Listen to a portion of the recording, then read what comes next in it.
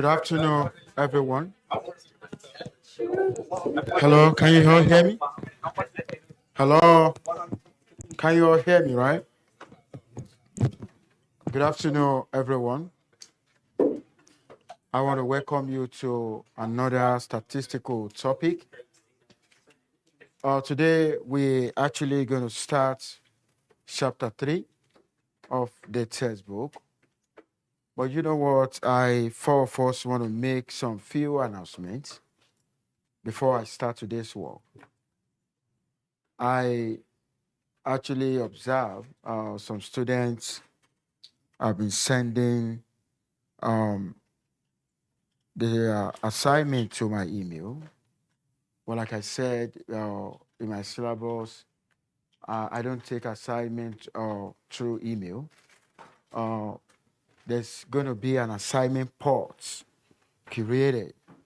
Every time assignment is given, I actually I understand the fact that um, it normally take time for students to settle in during the first semester, and because of that, I'm going to extend the submission of that assignment by 24 hours.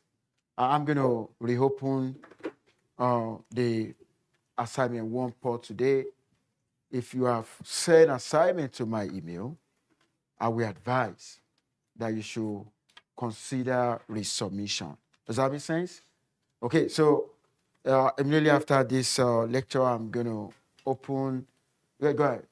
So when we're submitting, they're supposed to be typed out as a PDF, correct? Actually, that's a very good question. What I put on the syllabus, I want it assignment typed, but I'm flexible. If somebody can write clearly, and after writing clearly, you can save that with PDF, I think I'm also going to allow that. Does that make sense? But, I encourage typing, but I understand that, you know, um, it's not every student that have time for typing, but provided you can write clearly. Does that make sense? Just save it with PDF, then turn that in. So, like I said, I'm giving another opportunity, extending the submission by 24 hours. Those of you who have sent, turned your assignment through my email, they are not going to be graded. And that's why I'm giving another opportunity. All assignments are expected to be submitted on assignment ports. Okay, that's what I got. I want to go into today's topic. We're starting chapter 3. We call this random variable. Okay, in the outline today, I'm going to walk you through different types of random variable and how random variable can be generated in the real world. Okay, in the real world. Let me tell you this, in the real world, when I talk about real world, we find ourselves in a real world, we are uncertainty, uncertainty is involved. Uncertainty.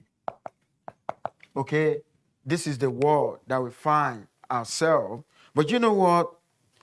Uh, statistician can actually figure out, something under uncertainty, and we'll be able to do that, by virtue of random variable. Okay, so that is one of the significance of random variable, and that is what we work with. But you know what? I'm going to first start. When I say random variable, let me first start with variable. What do I mean by that? When I talk about variable, what do I mean? Okay, this is anything, okay, that is liable to change. Okay, that's what we mean by variable. A variable is anything that is liable to change. Okay, when I talk about random variable, okay, there's something that will lead us to random variable. what will lead us to a random variable? Okay, when I conduct random experiments. Okay, I told you the other time, experiment is an act of performance, whatever trial that generates an outcome. That's an experiment. When I talk about random experiments, I'm just talking about performing experiments repeatedly. When you perform experiments repeatedly, you're actually going to get different kind of results. Okay, you're going to get different kind of results. So what I can actually say is that the random variable, okay, we assign numerical values, okay, to elements, okay, of the, in the sample space. And I'm going to tell you this, we live in a world of variations, and of course, at times we know possibility. Now, the possible outcome of an experiment, you're going to have that in a sample space. Okay? I'm going to say that again, the possible outcome, okay, of an experiment, you're actually going to have that in sample space. Okay? Now, when you have that in sample space, okay, now the random variable we assign is a function that we assign numerical values to them initially. Outcome that you have in the sample space, they don't have numerical values. I'm going to say that again. The possible outcome in a sample space do not have a numerical value. I'm going to give you an example. If I have a coin, okay, and I perform an experiment, flipping a coin, okay, of course, in my sample space, if I flip a coin once, or in my sample space, this is what I'm going to have. This is not numerical. Okay, if I want to make this numerical, I'm actually going to agree on the numbers that I'm going to assign to head and the one I'm going to assign to tail. I may decide to say, okay, when I see head, I'm going to call that 1. And when I see tail, I'm going to call that 0. Okay, now, in this situation now,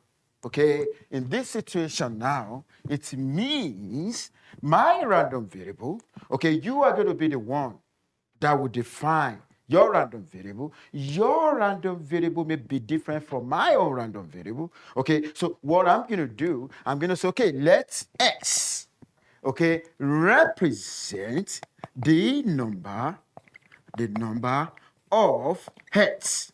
Okay, which means I'm interested in the numbers of head. You may be interested in the numbers of tail. When you are doing business, you may be interested in the amount of profit. If you are into election, if you are a politician, you may be interested in winning.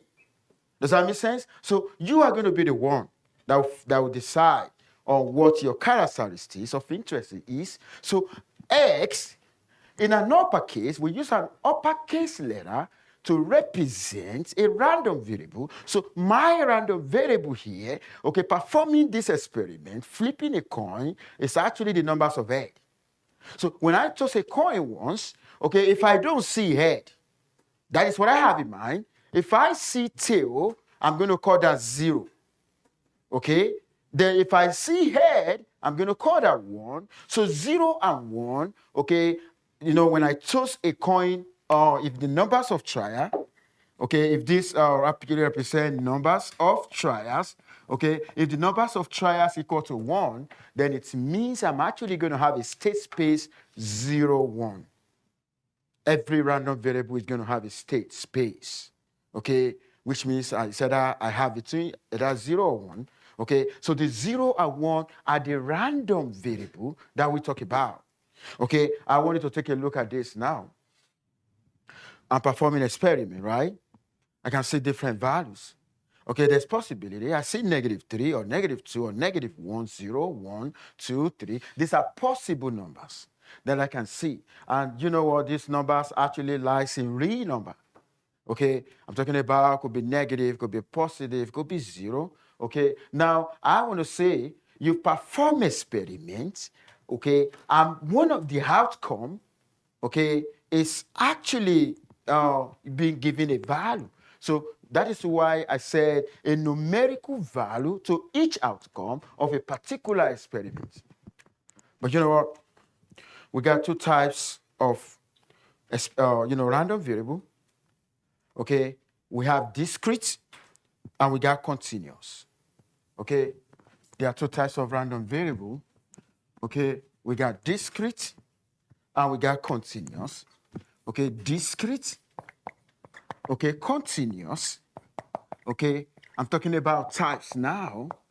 Okay, of random. Okay, variable.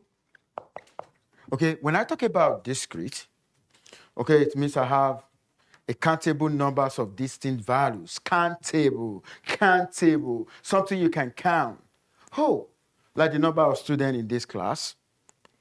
I can talk about the numbers of defective, okay, in a particular batch, when we're into manufacturing, okay, how many defectives do we have, we can create a probability distribution on the numbers of defective found.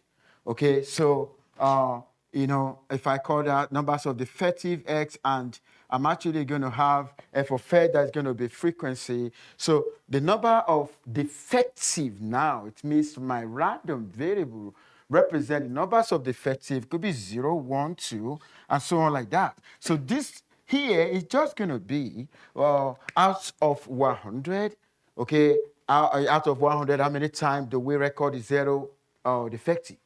How many times do we record 1 defective? Let me tell you this. When you talk about random variable, they have different values. Okay, these values, at times they have different probability of occurrence.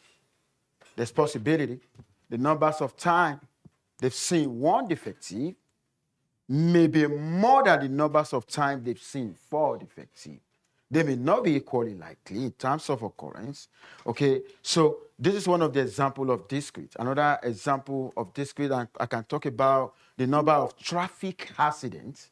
Okay, like if a police, at times when you see police, patrolling a particular area more frequently, so it means based on historical data, maybe there used to be more crime in that particular area. And that's why they patrol a particular area more than, one area, because they have historical data, okay, about the number. So if you talk about the number of traffic accidents, you talk about if you are into a grocery store, okay, I know you're going to be worried about the numbers of, customers that will visit. Okay, maybe you want to figure out, like tomorrow, how many customers is going to visit my shop. What I'm actually going to do, I'm going to check my record. With my record, we can create a probability distribution, okay, where S is going to be the numbers of visitors. Okay, how many times in the past do I record the 0 number of visitors? How many times do I record 1, 2, 3, and so on like that? Okay, so we have example of discrete random variable. Now, another type of random variable is called continuous. With the continuous, we have an infinite number, possible values, infinite, okay, number, infinite number of possible, okay, values. There are a lot of them. Okay, you may want to talk about interest rates. Okay, you say 3.5, 6, 7, 8, stuff like that. Or you want to talk about the distance traveled by animals. Or you want to talk about race, marathon. When you when you watch a marathon, somebody complete that with maybe 3 hours, 25 minutes, 25 seconds, 0.33, that's an example. There can be infinite numbers of that. You want to talk about temperature? In fact, temperature of a given day. Okay, you could have a good number of that will form under continuous. I think I've already given you types of, random variable. if statistician to be able to model reality, they need to be able to understand random variable and what type of random variable are they working with, whether it could be discrete or continuous. And every random variable has a probability distribution. I'm going to say that again. Every random variable has probability distribution. If I want to figure out the average, okay, if for instance I want to figure out the average numbers of traffic accidents or average number of customers, then I need to be able to identify the random variable and the probability distribution. Now I want to go into an example right now. Take a look at this. I want to talk about, a discrete random variable. And this time around, the discrete random variable, I'm focusing on machine breakdown. When a machine breaks down, okay, I know the possibility of the reason for breakdown. The possibility of the reason of breakdown, you're actually going to have it in the sample space. It could be due to electrical, it could be due to mechanical, it could be due to misuse. There is no any other reason that we can think about. Okay, having this, we believe we got, possible, what could be the possible reason? Now, I told you, do you see any number in this sample space? Is there any number? There's no number. Okay, now you are going to be the one that will assign a number, okay, using a mapping rule. Okay, now if you want to assign a number, so what is the essence? Can you tell us what is behind the number? Oh, what is behind my number is the cost. When my machine breaks down, I actually want to know on average, okay, the repair cost. Okay, based on historical data, okay, I want to know how much if my machine break down, okay, due to electrical, okay, in the past, I spent $50. When it is due to mechanical, I spend $200 on average. When it is due to misuse, I spend $350. Okay, now that is a random variable. Okay, your random variable now is repair cost. You have to define your random variable. Okay, it's a random variable because this is actually a result of a random experiment.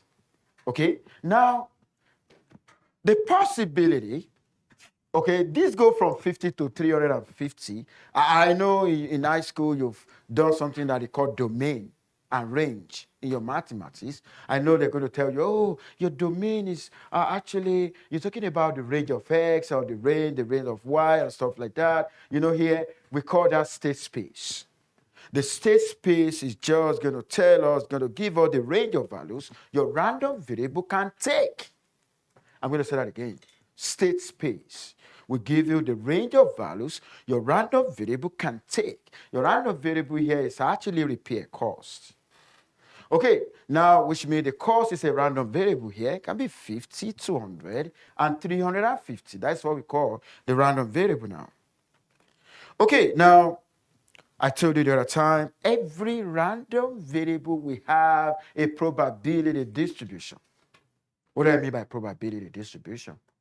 Oh, what I mean by probability distribution, I'm actually looking at the frequency of occurrence of a particular random variable. The frequency. I told you the other time, statistics has to do with the analysis of the frequency of past events. I'm going to say that again. Statistics has to do with the analysis of the frequency of past event. When I talk about frequency, okay, when I talk about frequency, you're talking about the numbers of times a particular event occurs.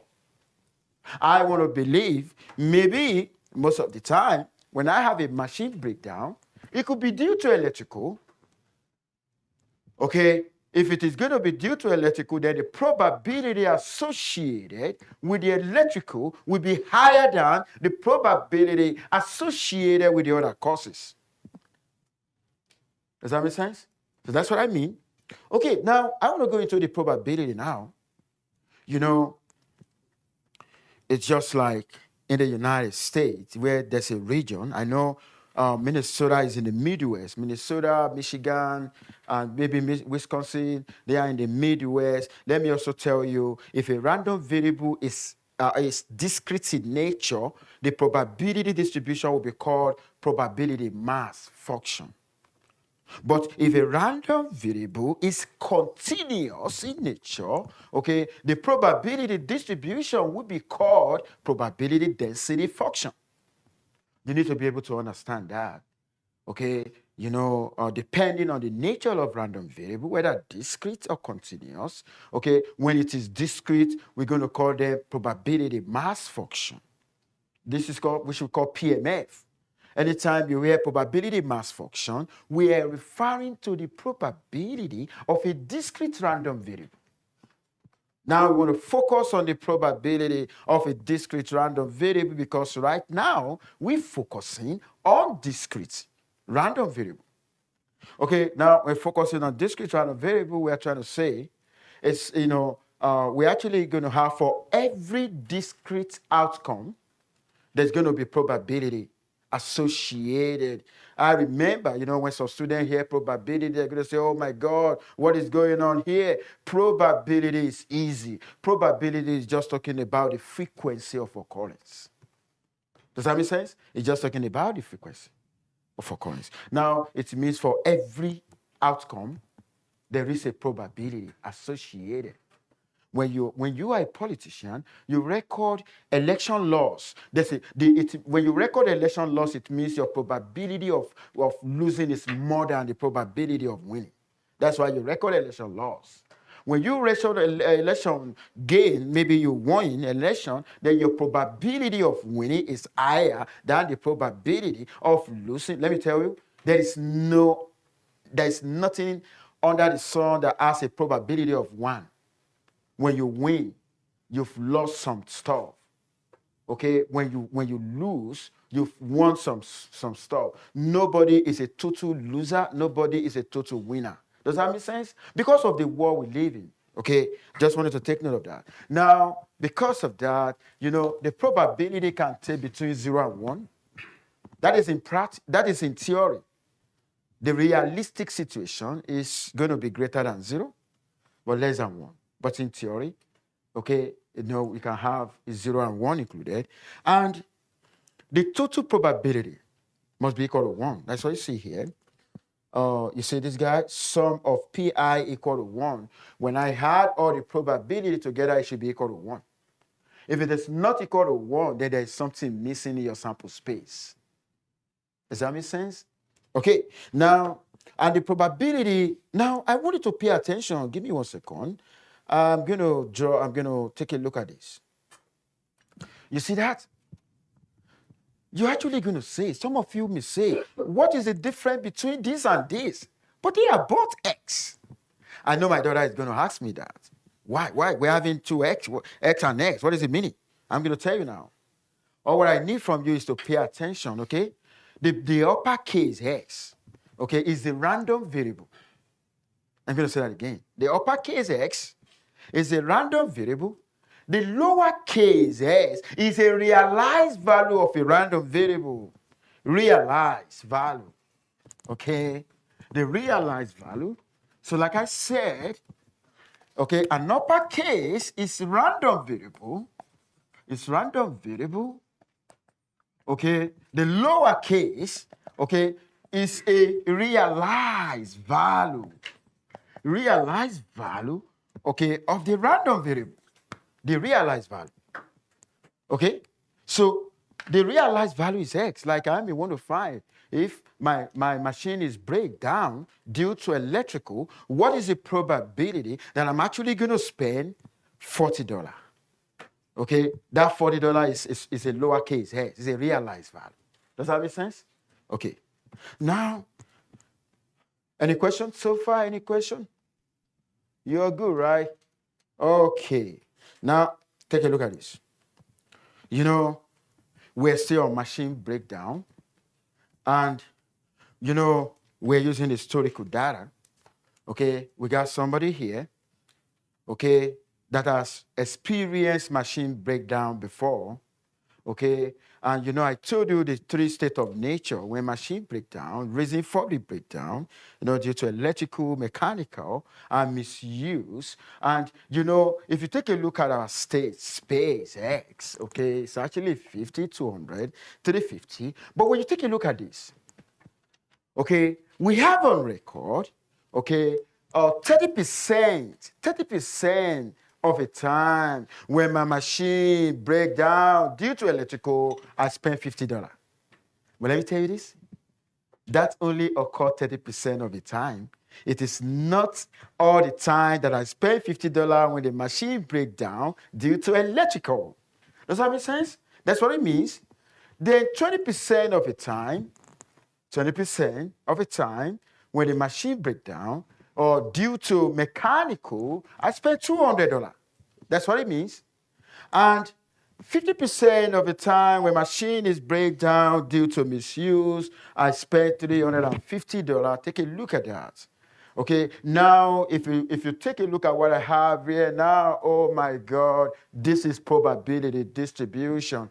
This is what we call probability distribution, you know, because the probability distribution will enable you to know the possible values a random variable can take with their corresponding probability.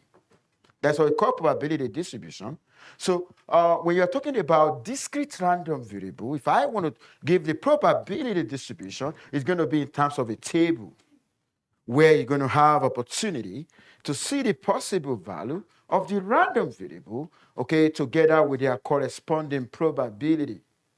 So take a look at that. And you know what? I can plot this, okay? I'm going to put X, okay, the cost now in the horizontal axis, and I'm actually going to put the probability in the y-axis, and this is what I'm actually having now. Okay, now this is going to give us opportunity, okay, to be able to compare, okay, you know, here, of course, you know, a first grader can see that, oh, this is the greatest. You get what I mean? Okay, so take a look at that. Now, I want you to pay attention to f of x. You can see you can see the guy, f of x. We're referring to the probability mass function, okay, the probability mass function. Then I may also want to find the cumulative distribution function. You know, by cumulative distribution function, we're actually interested in figuring out the probability, the amount that I'm going to spend will be less or equal to a value. Less or equal to a value. When I say less or equal to a value, it means at most. Go ahead. How did you get those numbers for P of I? Was that given? Historical values. It's like You're going to be given, yeah. That's a very good question. That is story. You know, I told you statistics, what we do in statistics, we use past data. You get what I mean? So you're going to be given. Okay, now, when you know, I need you to pay attention to this. I'm writing an uppercase F now. Okay? An uppercase F. Uppercase F. That's a CDF. Okay? A lowercase F. That's a PMF. Please take note. And the CDF is, you can see that the probability of X less or equal to S, which means I'm only interested, okay, in spending the maximum amount of money I can spend is that. It's not going to be greater than that. Maybe I go to my mechanic. Maybe my car has issue, and it's okay. I fix this car. I don't want to spend more than $500. I don't want to spend more than $500. It's going to be less or. I don't want to spend more than $500. It's going to be less or equal to 500. I could spend less than that. I could spend exactly that, but I don't want to spend more than that. Okay. Now, if you take a look at that, now I want us to have to generate a plot for that. The first one is a 0.3. Okay. And we're going to go all the way. We're going to be adding up. Okay, we're going to be adding up values. Let me just show you. This is the graph. The graph is going to look like a step. You know, a step. The graph is going to look like a step, and it's going to terminate in 1. Okay, but I want to show you how you can add that up. Okay, take a look at this. You're going to start from it. What am I doing here? Everything starts from 50. But you know what? I'm not going to start from 50. I'm not going to start from the smallest. Do you know what I'm doing here? Okay, when s is greater than negative infinity and less than 50, if it is less than 50, that probability does not exist, because according to the course, the minimum I spend is what? $50. Anything less than $50, what is the probability? You know, the probability of course less or equal to x, less, it means less than $50 will be equal to 0. That doesn't exist. That is what the first one is talking about.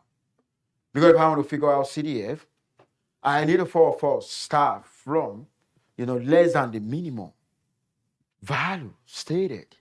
And that probability will be 0. Then the next, I'm going to go to the next. I'm going to do greater or equal to 50 to less than 200. That will be 0.3.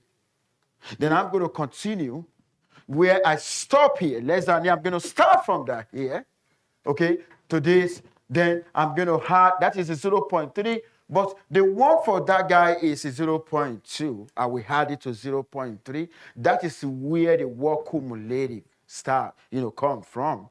Okay, so it's 0.3 plus 0.2, that will be 0.5. Then I'm going to go to the last one where I'm going to add all of them. This is like adding a 0.5 to the next is 0.5, and that is going to give you 1. And that is what we put in place to be able to actually plot that. That is what we call the CDF, okay, the cumulative. Now, I think I've given you example on discrete. I've walked you through how discrete random variable look like, the name of the probability distribution for discrete random variable, and how we figure out the cumulative distribution. Now I want to go into continuous.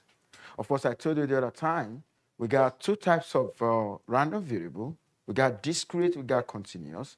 Of course, the continuous is the one that we can only express in interval, because we got infinite possible values. I think I gave you an example. Now, I'm going to give you another example here. Okay, let's talk about the metal cylinder production. Okay, now suppose that the random variable x is the diameter of a randomly chosen cylinder manufactured by the company. When we take a look at cylinder, okay, the measurement of that is continuous, because there are infinite numbers of values you can actually get from that. Okay, now, this particular company, okay, they are into that, and they know the minimum value they can get. They know the maximum value they can get. The minimum value is 49.5 according to the company. The maximum value is 50.5. Of course, they do the measurement all the time. They know the minimum value they can get. They know the maximum value they can actually get. Okay, now, I told you the other time, random variable has probability distribution. Because we're working with continuous random variable now, the name of the probability distribution will be called probability density function. But when we were working with the discrete, the name of the distribution, probability distribution for discrete, was actually called probability mass function. So if I give you an example, okay, if you actually, instead of, maybe you were talking about discrete, if you use probability density function for discrete, you're going to be wrong. Okay, so use probability mass function for discrete random variable, and use probability density function for continuous. Does that make sense? Now, the continuous random variable is going to take us back to calculus. I'm going to say that again. Continuous random variable, when you are working with a continuous random variable, okay, that will take you back to calculus. So I will advise you to revise your knowledge of calculus, but it's just going to be a basic one, not rigorous one.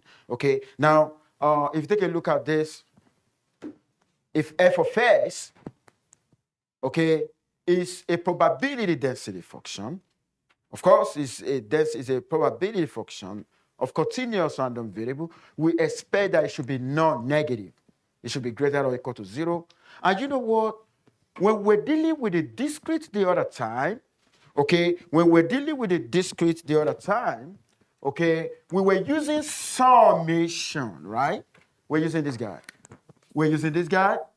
The sum of the probability equal to 1, okay? But in the case of continuous, we're actually going to be using integral sign. Integral sign f of s ds must equal to 1. Oh my God. What I'm going to have here is just going to be the state of space, okay? From the minimum to the maximum. Okay, so integral, of course, you've already done definite integral in high school.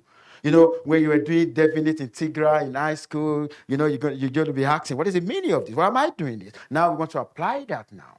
Okay, the integral, okay, if f of s is a probability function, we expect when we integrate that over the state space, it should give us 1. What does it mean? It means the total area, it means total area under a curve, okay, must be 1. Must be 1. Okay? Before we can call this to be a valid PDF, okay, the PDF means probability density function. So a valid probability density function, when I integrate that over the state space, it should give me 1. That's what it means. Which means the total area under a curve. Okay? Now we're talking about a curve. Let's take a look at this. Mathematicians, actually, you know, I told you the other time, right? What we want to do in this stochastic world is to model reality. We want to capture reality. Okay, we use model on reality. Okay, now this is a model now for diameter of a metal cylinder. Okay, a mathematician has already derived, maybe by the time the mathematician look at the way the diameter reading is generated, and they believe that this is going to be a function for that. F of s equal 1.5 minus 6 into x minus 50.2 squared. Okay, that is looking like a quadratic function, right? I believe when you were in high school, you're going to see quadratic, cubic, and the like. And the question is going to be, like my daughter used to ask me, what is the meaning of this? And I used to tell my daughter, you know what? These are equations derived from real life, practical situation. So if you take a look at this, look at the diameter of a cylinder production, okay, this is it. And you know what? This exists when the range of that is from the minimum to the maximum. Now, what is the meaning of this guy? F of s equal to 0 x squared. You know the meaning of x squared? X squared means if the range is no longer between 49.5 and 50.5, then f of s is not defined. That is the meaning. F of s is not defined. Of course, when you see Minnesota has a map, it's going to get to a point, by the time you move out of here, they're going to tell you are no longer in Minnesota. This is Wisconsin now. Every probability distribution, they have their own, the minimum range and the maximum. Does that make sense? And that is where it is defined. So that is exactly what we mean. Now, if I take values here, okay, which is in the x-axis, and I plug the values into the function and I plot it, I'm actually going to have this. So this is a curve. Take a look at this. Okay, now if I want to figure out the total area, under this, that total area must give me 1.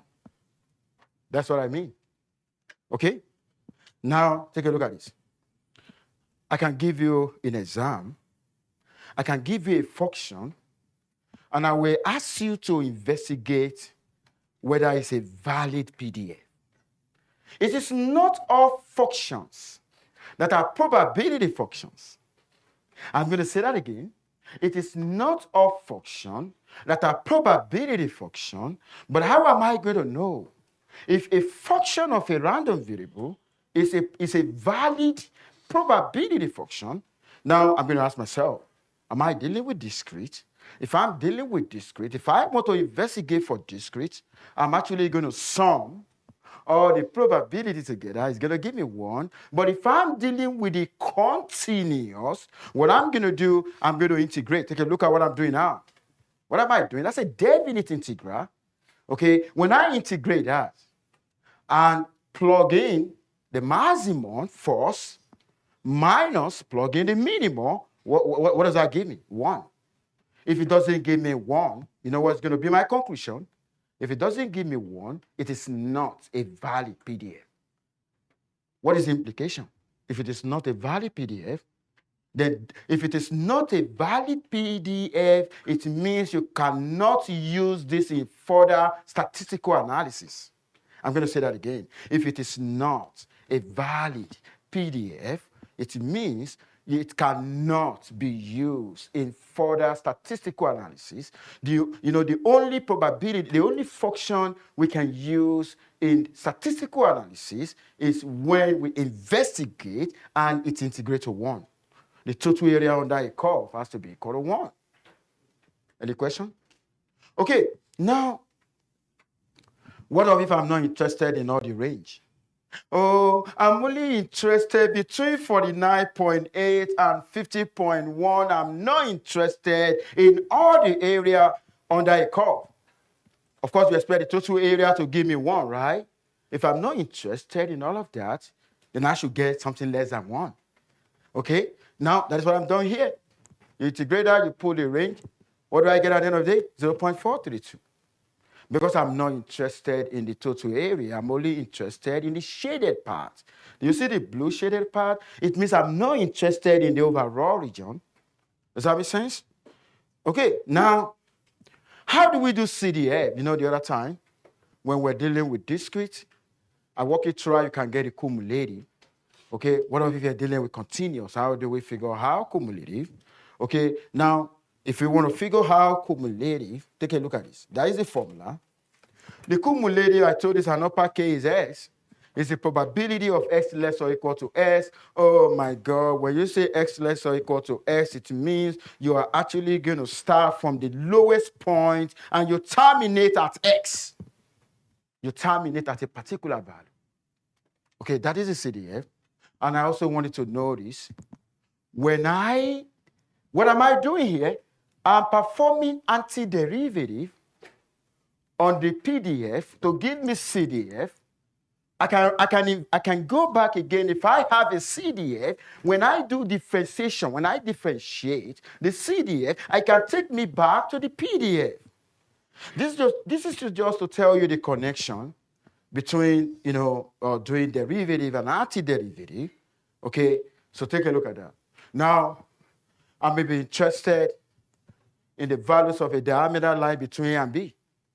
It may not necessarily be being the minimum or the maximum. Maybe I'm interested in just in between that. So the moment I get my CDF, what I'm going to do is to plug in B to represent X, A to represent S, and I'm going to subtract that.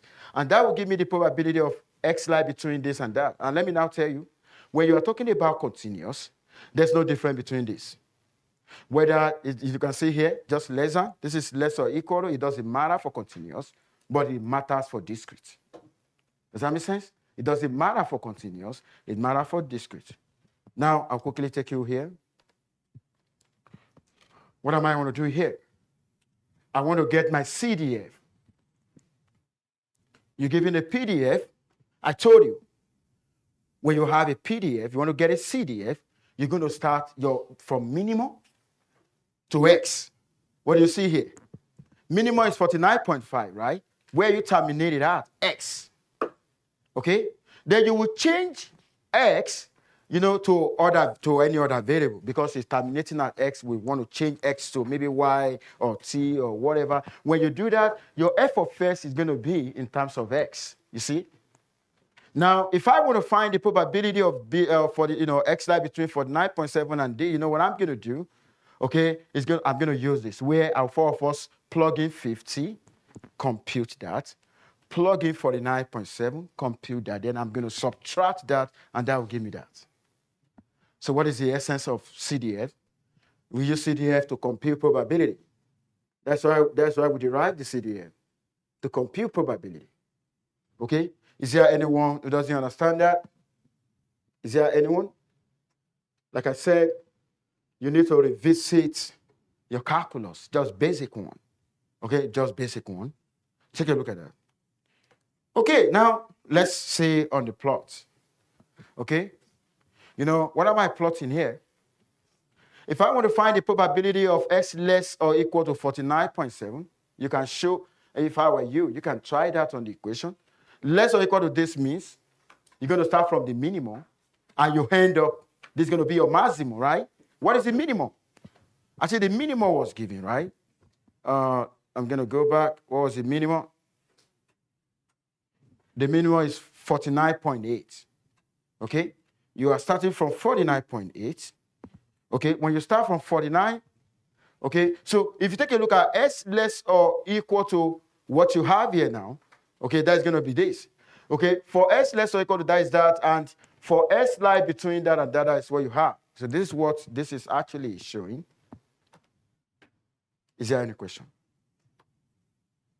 Now, I have my office hour every Tuesday, 10 to 12. If you know you have lost touch with calculus, you know, from this lecture, the knowledge of calculus is required. Like I said, you can set up an appointment with me. I can brush, you know, I can reveal some basic calculus that you need in this course, because from this moment, you need a knowledge of calculus. Is there any question on what we've done today? Any question? Go ahead. Be given 1.5, 1 is 6. Oh, you mean whether formula is going to be given, right? Yeah. Of course, they're going to give you for first. Whether you are working with discrete or continuous, you'll be given a function.